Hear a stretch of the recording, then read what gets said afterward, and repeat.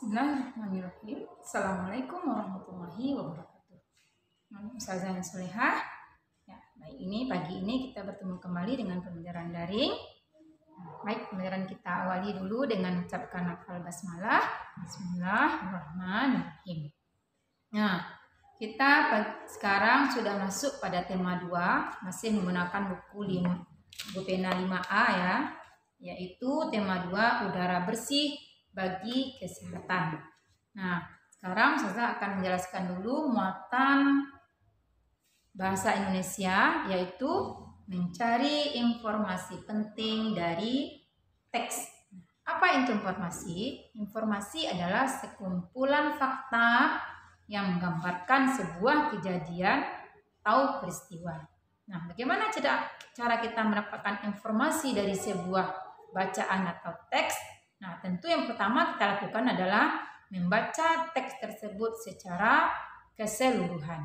Kemudian yang kedua, bisa kita buat dalam bentuk mind mapping, yaitu dengan cara membuat daftar pertanyaan.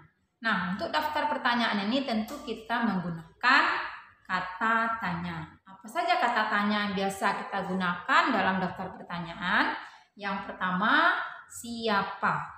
Kata tanya siapa ini kita gunakan untuk menanyakan tokoh utama atau tokoh pendukung dalam bacaan. Biasanya untuk nama orang.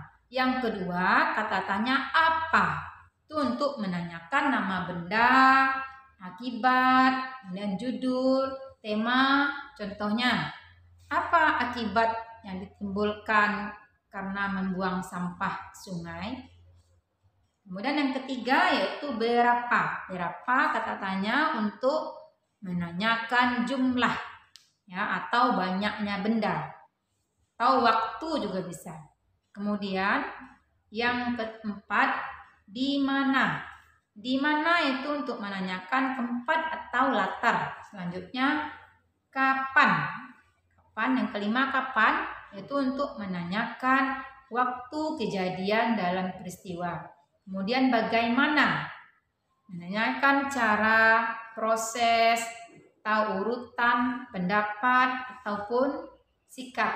Yang terakhir, mengapa, yaitu untuk menanyakan alasan suatu masalah dalam sebuah teks.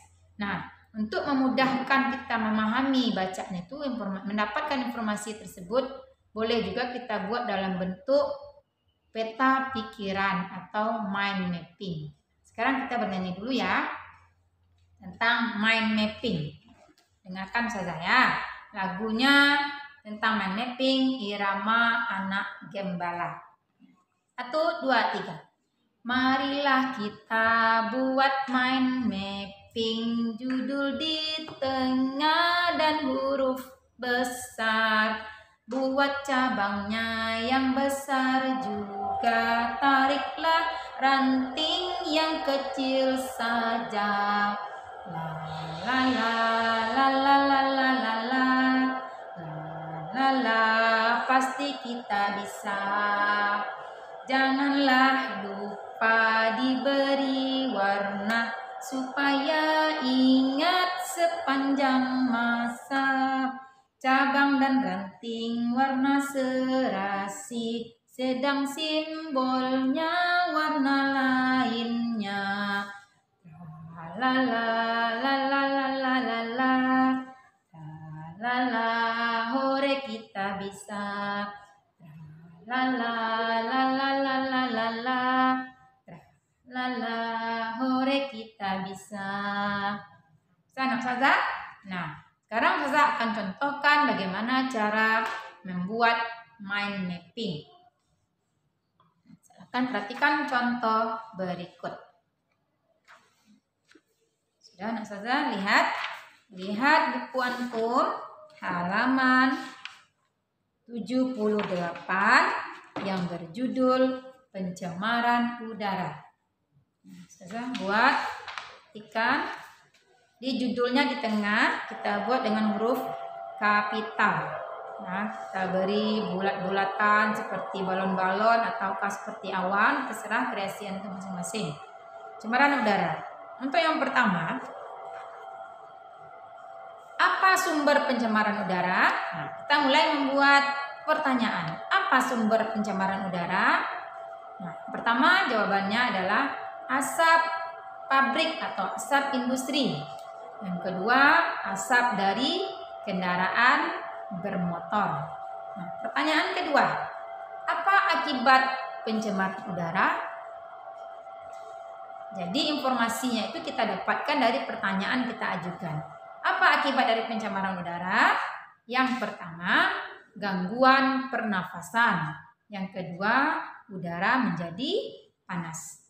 Pertanyaan selanjutnya, bagaimana upaya pencegahan pencemaran udara? Informasi pentingnya adalah yang pertama, mengurangi penggunaan kendaraan bermotor. Bisa juga kita ganti ya bahan bakar yang ramah lingkungan. Kemudian yang kedua, reboisasi atau penanaman pohon kembali. Dapat juga kita lakukan di rumah, yaitu menanam pohon di sekeliling rumah kita atau halaman rumah kita. Nah, yang keempat, siapa yang bertanggung jawab dalam mengurangi pencemaran udara? Jawabannya adalah tentu semua warga negara. Nah, dari bacaan pencemaran udara halaman 78 ini kita dapatkan beberapa informasi setelah kita buatkan mind mappingnya. Nah, setelah itu baru kita dengan mudah memahami isi bacaan tersebut. Nah, sekarang untuk tugas antum di halaman 79 tapi tidak berupa teks supaya memudahkan antum menghafal. Nah, ini halaman 79 sistem pernafasan hewan. Nah, jadi judulnya nanti di tengah-tengah adalah mappingnya sistem pernafasan.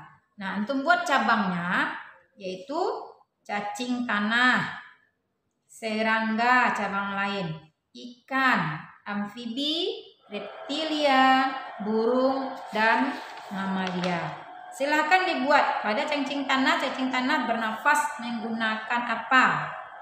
Selanjutnya serangga juga, apa alat pernafasannya? Ikan, amfibi, reptil, burung, dan mamalia. Nanti akan kita dapatkan mind mapping tentang sistem pernafasan hewan.